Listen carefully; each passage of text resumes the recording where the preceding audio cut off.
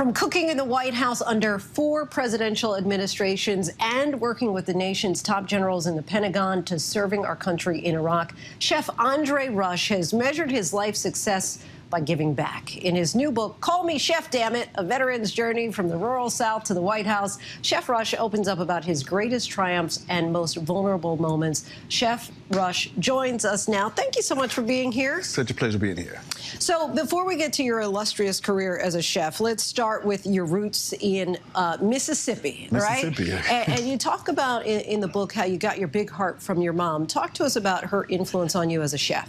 Oh, wow. So in Mississippi, my dad was a big guy. He worked construction for 50 years, and he believed that the boys go to work and the girls go to work, and no boys cook. So I used to actually sneak and cook with my mom as a youngster because I just loved, me and my mom had a wonderful relationship. And so I loved the camaraderie, and I also loved when we got together as a family, how the demographics changed. Everybody was so happy, the energy, and it was like Christmas every time we ate at a table. So I just loved it. I wanted it all the time. And as you're a young man, you enlisted in the Army, and you talk about how you made a name for yourself in the kitchen, but some of the higher-ups really said that you're not going to amount to much, right? How did your doubt fuel your ultimate success? You know, it's funny because you get that in life. You know, people telling you you're not going to be worth much, you're not going to be doing something. I mean, I came from Mississippi, you know, from the projects, and I had a country twang to me, but I was the hardest worker. You know, people will doubt you all the time, but it doesn't fade me. It actually fuels me. Clinton, Bush, Obama, Trump, you worked in the White House as the chef for, what, 20 years? Talk to us about that experience of being such an integral part of one of the most powerful places on the planet. Very humbling. I mean, I'll be honest with you.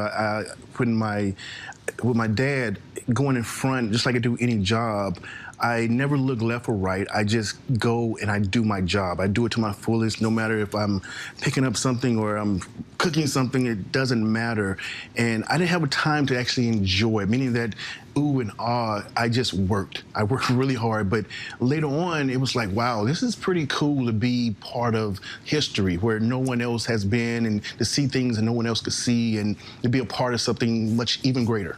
Any unique requests from some of our commanders-in-chief? Unique. I don't know unique or not. It's just anything that I cooked on. Yeah.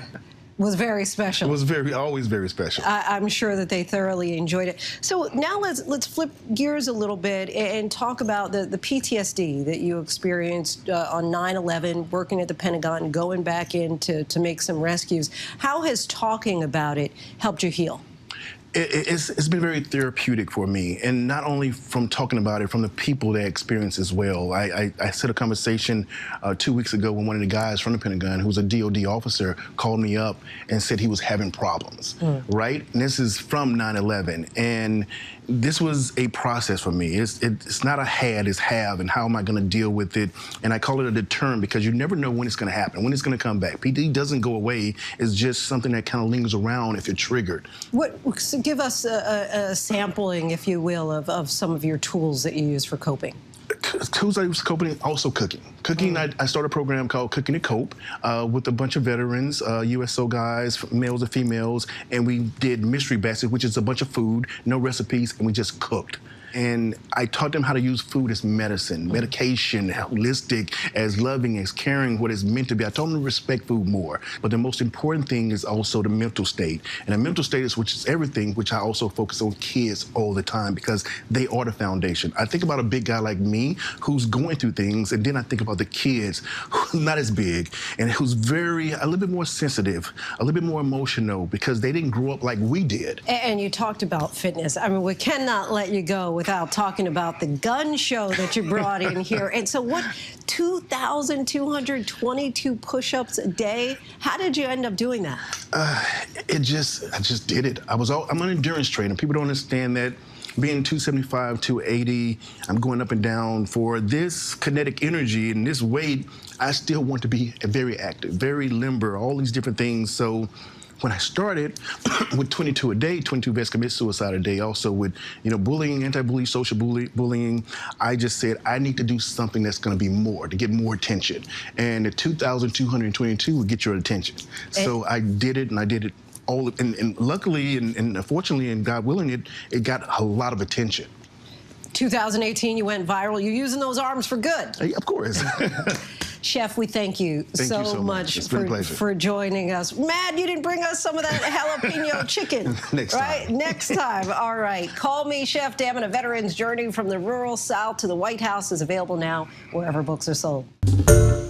Hi, everyone. George Stephanopoulos here. Thanks for checking out the ABC News YouTube channel. If you'd like to get more videos, show highlights, and watch live event coverage, click on the right over here to subscribe to our channel. And don't forget to download the ABC News app for breaking news alerts. Thanks for watching.